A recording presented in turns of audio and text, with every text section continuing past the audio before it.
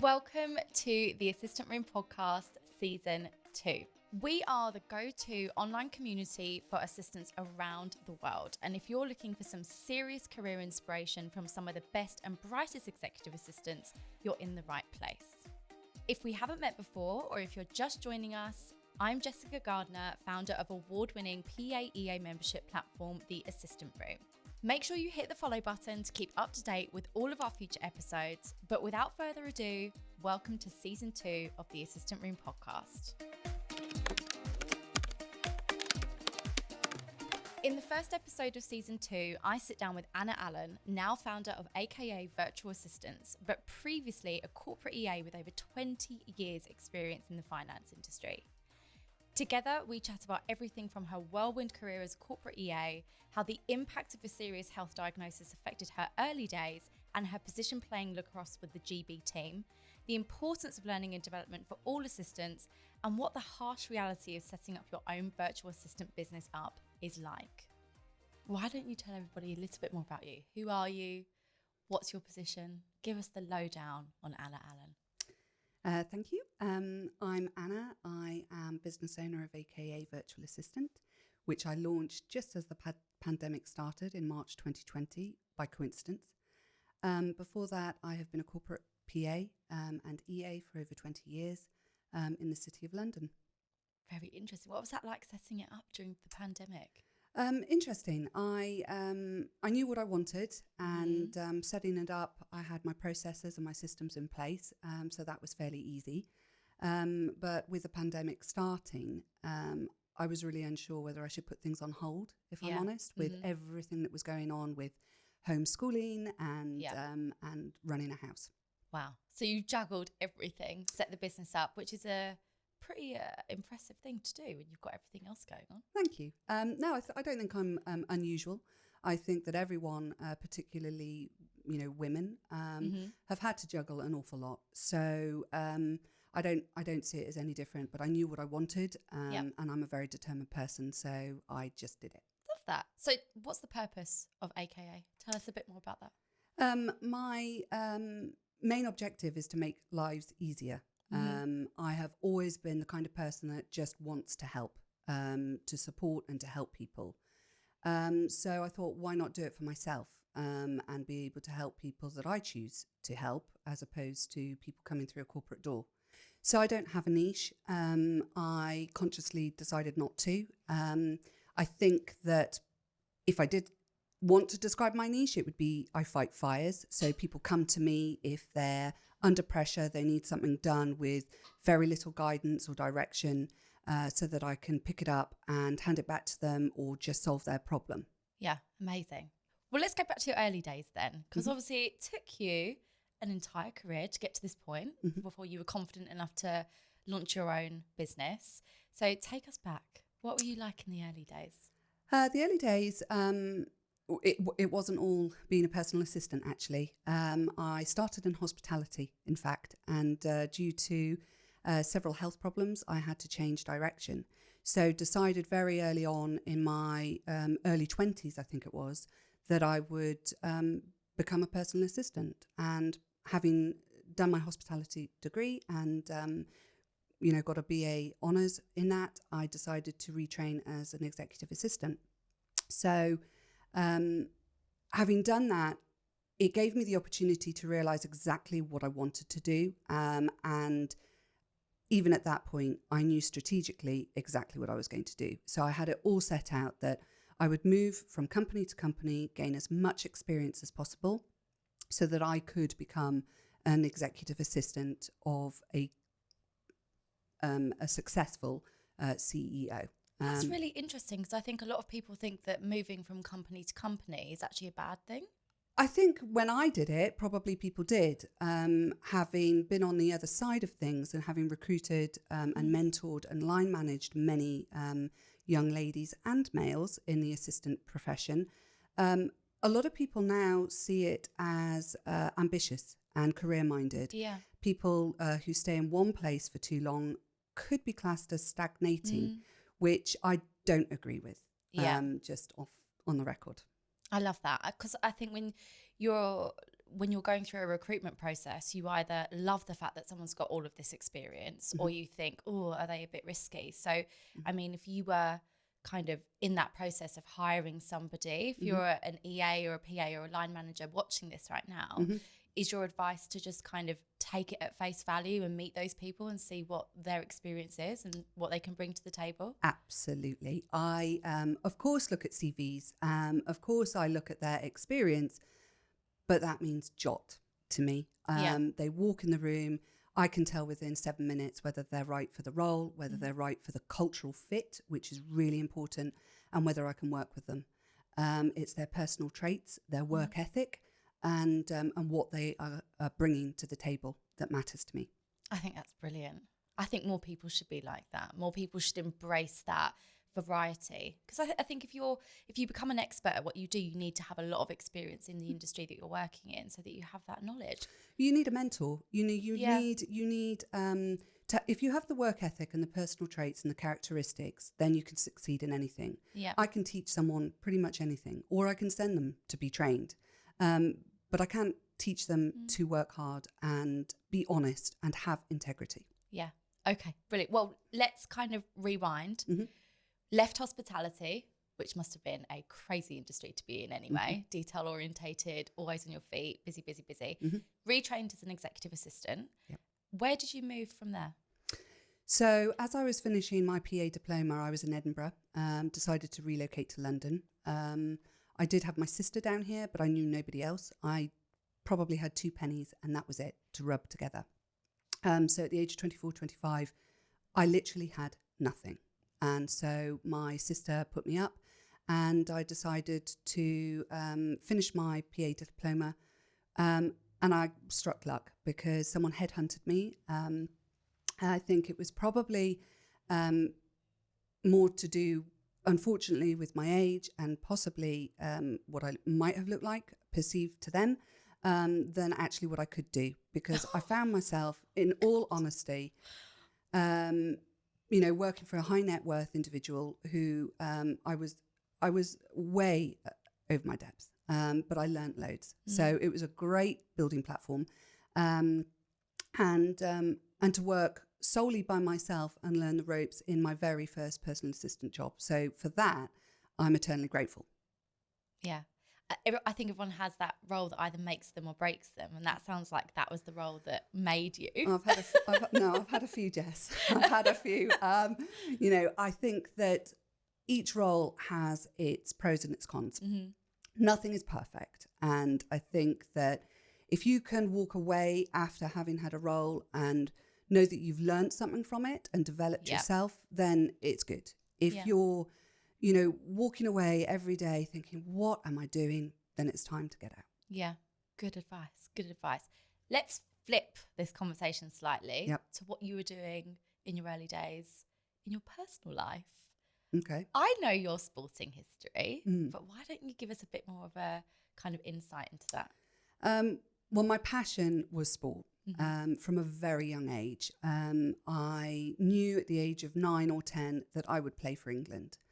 And I trained really hard whilst my teenage years. This was in lacrosse? Yes. Was it? Yes. So I played lacrosse for England in the end. And I also ran for the north of England in athletics. So I did the hurdles and the long jump and the relay. But lacrosse was my main passion. I loved the fact that it was a proper team game. But then equally, I had to train hard in order to bring, the team element and make it stronger. So whilst my friends at the age of 15 were sneaking out of school and going to the pub, I'd be getting up early morning and doing my runs and making sure that I was achieving the objectives that I needed to in order to, reach my goal. Unfortunately, I had an injury when I was 16, 17, so bad that I had to have major knee surgery, and they said that I would never, ever play lacrosse again. So me being me, I thought, well, that's not going to happen. Rip the rule book up. Basically, rip the rule book up. If you tell me that I can't do something, then I'm going to do it. Yeah. And that's the kind of person I am. I'm a very determined, very disciplined person. So went back to lacrosse way too early. Shouldn't have done, but did. But during that time, had to keep fit because my ultimate goal was to play for England, and I had a year and a half out before the trials. So decided, well, I might as well do something productive, and I became actually the youngest All England women's lacrosse umpire at that time. Wow. I'm sure that there are many others now, but I think I was 16 or 17. That is amazing. No, thank you. And then went on to play for England. And yes, it was one of the best moments, I think, of my life. Being able to do something that I had 7 years previously, worked really hard for. It didn't land on a plate to me. Fortunately, a little bit of luck, I would say, if I was feeling humble. But a lot of work, a lot of discipline and self-belief. Because there were a lot of times where growing up, I had a condition called Osgood-Schlatter's disease, which meant I grew too quickly. It's now apparent that I've got Ehlers-Danlos syndrome, which again meant that I shouldn't have been doing what I was doing. But a lot of this is mind over matter. And that, for me, is really important because no matter what you're doing, whether it's physical, whether it's within your career, your profession, your personal life, no matter what challenges that you face, if you actually believe in yourself and actually, push through that, then it sounds real cliche, but you can achieve what you want. Yeah, well, of course you can. 100%. So how did all of that, all of those amazing experiences, those challenges, overcoming the injury, tackling with or dealing with, the kind of pressure, how did that prepare you for being an executive assistant? And do you think that has given you the ability to deal with certain situations that perhaps you wouldn't have been able to deal with if you hadn't had that experience with the lacrosse team? Yeah, definitely. I think that naturally I'm disciplined and I do follow rules. So that helps because, in my profession as an executive assistant, my boss didn't need to be around in order for me to do the right thing. And it's very easy to follow the trends and move away from what you should be doing. Having a sneaky pint on a Friday, which back in the day people did, I had a bottle of wine at lunch. I couldn't have a bottle of wine now. That's what my mum used to do. My mum used to be an executive assistant at Morgan Grenfell before they became Deutsche Bank. And she regularly tells me how they used to go out and drink 2 bottles of red wine at lunch each. Well, but at the time, actually, when I was starting out, that's where you did business. On a Friday afternoon, you did it in the pub. And that's what happened. Nowadays, it is slightly frowned upon. I think the younger generation are much more health conscious, and they generally want to spend time drinking with people that they like rather than necessarily want to do business with, which hopefully you're going to have some crossover. I think that working as a team in lacrosse has really helped because, when you've got a ball hurtling across the pitch at a fair speed, you need to have some trust in people and be able to recognize the communication skills, place yourself where you need to be, all of those things. Either, it doesn't even need to be lacrosse. It could be football, it could be netball, it could be whatever sport you resonate with. Put that to life, and it's not that much different. Life is a game and it is a sport. Yeah. We hosted an event a couple of years ago with this brilliant lady called Laura Try. She went from being this this beauty salon owner to completely giving everything up and training to be a rower, and then entered the Talisker, I think it was the Talisker World Cup, I'm not too sure, don't quote me. But she rowed across the ocean, either the Atlantic or the Pacific, and she'd never met the people she was rowing with before. There were 3 of them in the boat, and she spoke about how what she learned through that process was that you don't have to actually like the people that you work with. You just have to have that respect for each other, that common goal and mission, and the ability to work together as a team to achieve that outcome. And that sounds very similar to what you experienced with lacrosse. Yeah, no, and you're spot on. I think that, I'm actually a mum and I'm teaching my young daughter that's exactly it, is that you're never going to go through life liking everybody. In fact, most people you might not like, but they shouldn't know it. As far as I'm concerned, when you've got your professional hat on, you're a professional, and you should be able to work with people in whatever walks of life that they have. Yeah. Let's talk about successes and failures. So what would you say is your biggest success? And what would you say is your biggest failure? I don't like the word failure. Nor do I. I love that observation. Because if you can learn from something, then it's not a failure. Exactly. Perfect. I think that it's a developmental route, and as long as you feel like you're growing, you might not get it right the first time or the second or even the third time. But as long as you're, and I take a tagline, better than yesterday, you're always moving forward, which is great. Undoubtedly, my biggest success within my corporate career is mentoring people and line managing and creating people. I say creating now. What I should say is having people come through the door, not even having that much experience. Maybe it's their second job, or maybe even their first job as an assistant. Yeah. And going on and mentoring them so that they're actually an award-winning assistant, which is probably my biggest success, if you like.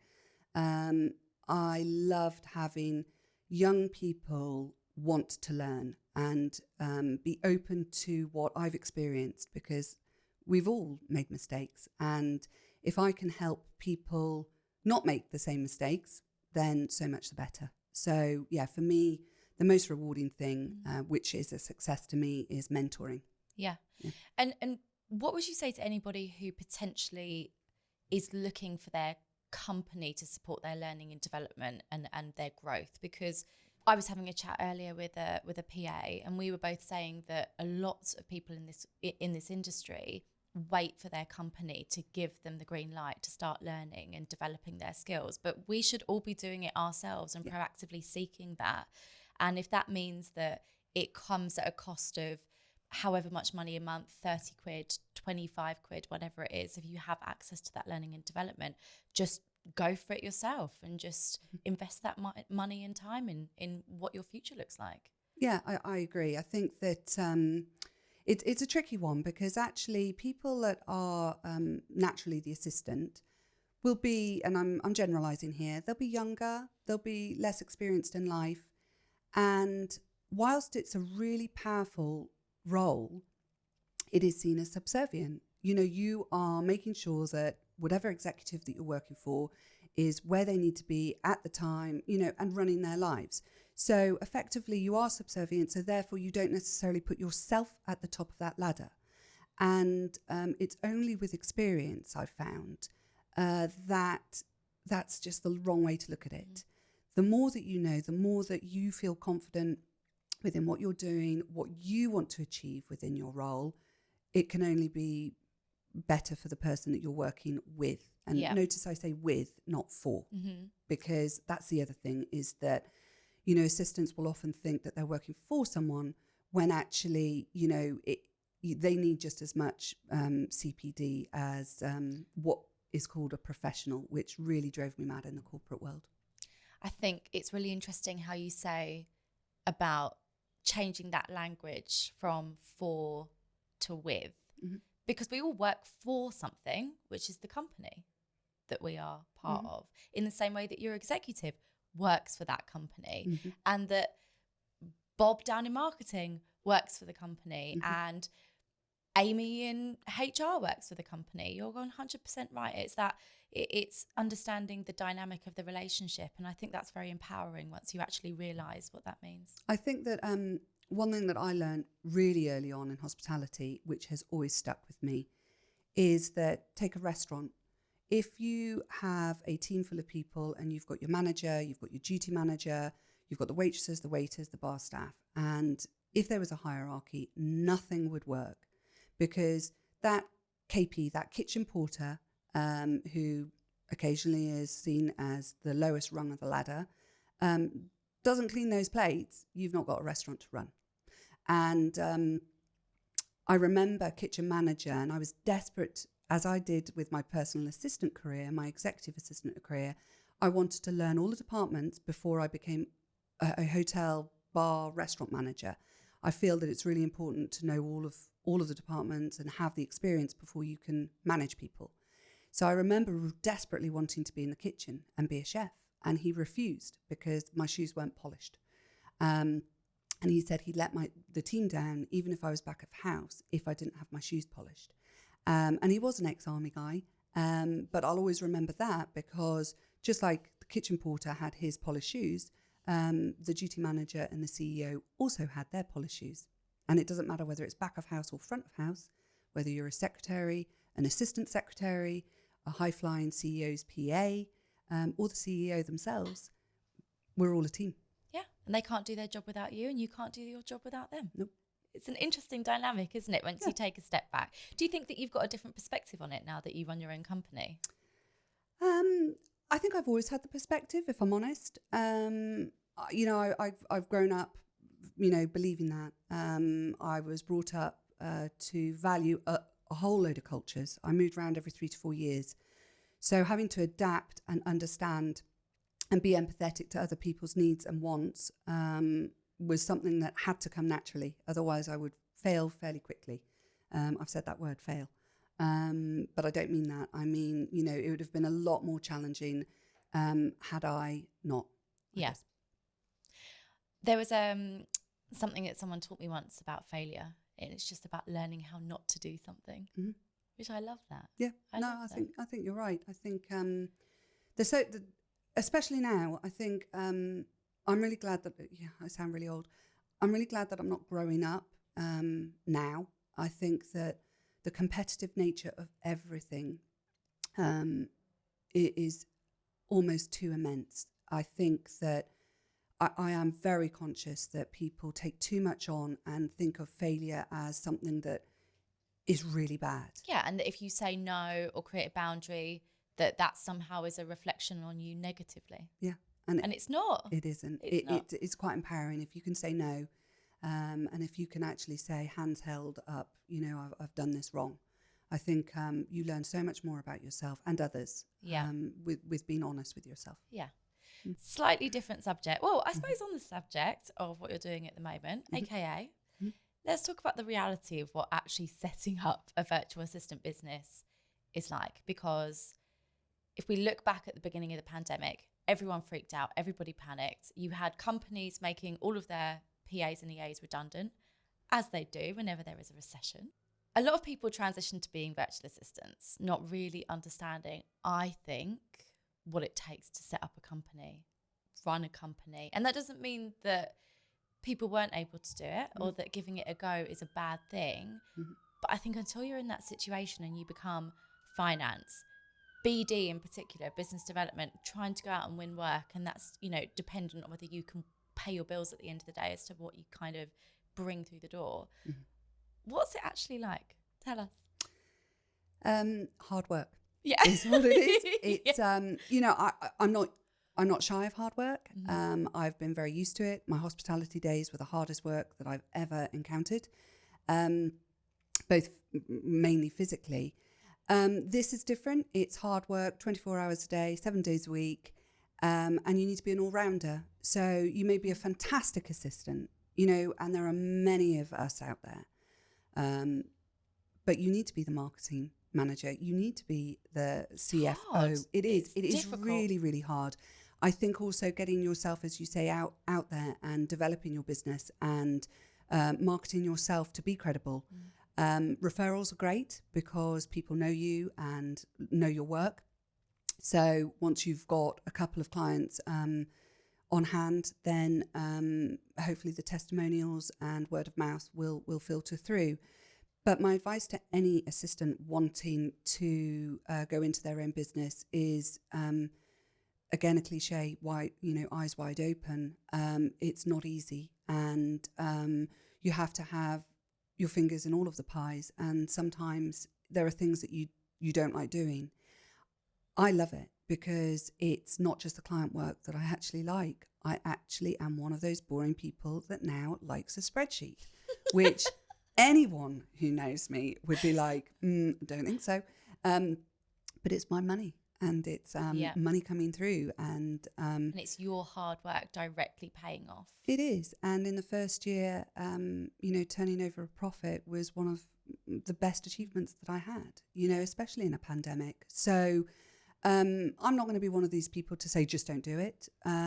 But you need to be prepared to do everything and to work on a Saturday, on a Sunday, all around the clock. And I can hear the assistant saying, oh, but I do that anyway. Yes, you do. But you're doing it for somebody else. And it's completely different. Well, have you thought, you need to think about who's going to cover you when you're on holiday. You won't have earnings if you don't have someone to cover you. And that's where, as an experienced assistant who's credible and your clients know you, I'm fortunate. My clients know that I am going to be planning to take August off, Yeah. Simple. That's it. Yeah. So, eyes wide open, be prepared. And a really, really big tip, which again, I used to be a perfectionist. You can throw that right out the window because nothing is perfect. And being a business owner, you learn that very quickly. You have to get something out quickly, or do something, or register something quickly. It needs to be done. It doesn't need to be 100% perfect. Just move on. So in our briefing call, I think the phrase mother hen came up once or twice. And you spoke about, with a lot of passion, as you have done already with the mentoring side of things, your kind of interest with the other PAs and EAs that you've worked with before, who are kind of up and coming through the ranks. So how important do you think is it for people to have an internal PA network or a community of internal assistants? Really important. I think, as we've just mentioned, there's so much pressure on people, particularly assistants, where they're given high degrees of responsibility and accountability at a fairly young age, whilst they're still probably transitioning from, an older teenager to a young adult and making it by themselves and properly living and having to be responsible for themselves. That, I think to be able to have allies within the company that no matter what will look after each other is really important, because I've been in many companies where even the competitive nature of the assistants can rip apart a team and can actually rip apart parts of the company. That it's quite telling. And that's where I go back to the recruitment, in that if they don't fit culturally, if they can't work with other people and their personal traits don't align with others, they may be the best assistant in the world, but you're not going to get much out of anybody if they don't align. So I think, the mother hen, I smile because there are two people in particular that called me mother hen and giggled and laughed. And they were half my age. And still to this day, they'll, I'll get a phone call or a text message. And but equally, there's a role reversal as well, because I'll actually ask them, because they're the up and coming EAs. And I'll ask them, what do you think about this? And they'll go, oh, this sounds good. So it's full circle. Totally full circle. And it's brilliant, because I think mentoring for me, it's a bit like school, where I think in schools these days, they'll actually do the lesson and then the children are left to buddy up with people and consolidate the learning that they've just had.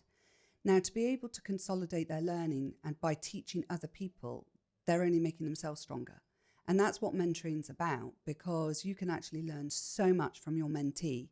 And there's not just one way to skin a cat, if you have the phrase. There are so many ways of doing things differently, which is interesting, because as a younger PA, I always thought that there may only be one way, which was my way. And I've learned a lot that it's there's loads more ways to do things and to be, to have the objective that you want. Yeah, absolutely. Well, let's carry on this theme of teaching, mentoring, learning. You have a brilliant part of what you do, which is your mindful mentoring program. So why don't you tell us a bit about that? The mindful mentoring program is really personal to me. I am hugely passionate. Mindful mentoring program is the initials of my dad. And he passed away of congenital heart failure a year ago. But the reason why I use those initials is because he was the biggest mentor throughout his career, throughout his personal life. And he was someone who was so humble and non-intrusive in anything that actually it was really only after his death that people would come out from the woodwork, so to speak, from all over the world where he had worked, saying what a fantastic mentor he was, how much they'd learned from him, what they'd developed and how they'd grown. And whilst he was really ill and in end-of-life care, I knew I would be doing this, but I needed to find the right time for me. So yes, MMP stands for Mindful Mentoring Program, and it covers a very tailor-made program, because what you're brilliant at might be something that someone else is fairly weak at. So I've designed it so that people could come to me and say, I really need some help in this, or I actually need to develop that. And I've also included mental health, because as assistants, we have so much loaded upon us, especially senior assistants.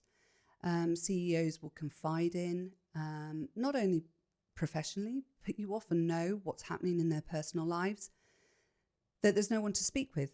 So having an independent mentor, someone who is totally out of the company that you're with, and having a completely confidential relationship with this person, I think, it is so advantageous. Yeah, absolutely. And I that's what I want to do. I want to help as many assistants as possible, soft skills, hard skills, to do what they're wanting to achieve, so that they can be a success to themselves, but also be more productive and creative within their line of work. Sure. So if I was going to come to you and say I wanted to be part of the Mindful Mentoring Program, what benefits would I get from that? And how important do you think this is, that people need to start investing in their mental health and their continuous development? Well, I think you touched on it earlier, that as assistants, we generally don't. And maybe because there aren't programs, just like this, yeah, you can go on an Excel course, fabulous, or a Word course, excellent, but how many programs are there where you can handpick what you need in order to either further your career, or even start your own business? Assistants come to a time where they may get married, they may have a child or two, and the corporate rat race might not be for them. But all the skills that they have, a mindful mentoring program will allow them to see exactly where they want to go next. Yeah, amazing. Thank you. We'll make sure that everyone has the details of the MMP so that they can find that. Thank you. Okay, so let's talk about the experience that you've had so far. And a nice way to maybe wrap this conversation up would be to look back at your kind of first day or your first experience as an EA, leaving hospitality, going into the EA world. What advice would you give yourself after having experienced everything you've experienced so far? This is really difficult, okay? We were chatting about this earlier. I said, this question is, I have thought about it. I don't want to come across as arrogant, but because I was really disciplined and very determined and had my goal set, I knew what I wanted to do. I had a strategy in place and a plan. I would say that a few of the brand new roles that I've ever, companies that I've joined, I've often joined when my boss isn't even there. So I've had to work for the first week solo while they're halfway across the world, learn how the office works, where their files are kept, and how everything like that. I think, I was speaking with your colleague Amy, and, would I have given up some of the things that I said yes to in order to spend more time with my family? Well, now that I'm not trying to get the violins out, I am past middle age now. Well, you could look at it that if I didn't do those things, I wouldn't be here today. And as I said, I don't have regrets on anything because I've learned loads. I think the main thing would probably be having my own genuine, authentic voice. And that's really difficult because as you're trying to impress and trying to prove yourself, trying to build a career for yourself and be credible, it's sometimes difficult to say no or have boundaries. But I think that actually, if you started out like that, if I started out like that, who knows? I might have been an executive person, or had more opportunities provided to me. Having said all of that,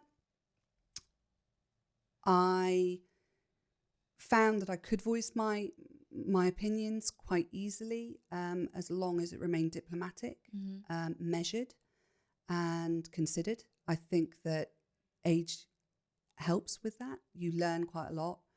And what I would say is just make sure that you go home every evening knowing that you've done the best that you can, that you still enjoy it, because, you know, all of us have probably realised that life is too short and it's not a dress rehearsal, and that if you're not happy, then you're not going to make other people happy. So just be yourself and authentic, and make sure you can look at yourself each day in the mirror and say, yeah, this is what I want, this is what I'm going to do, and this is what I'm going to achieve.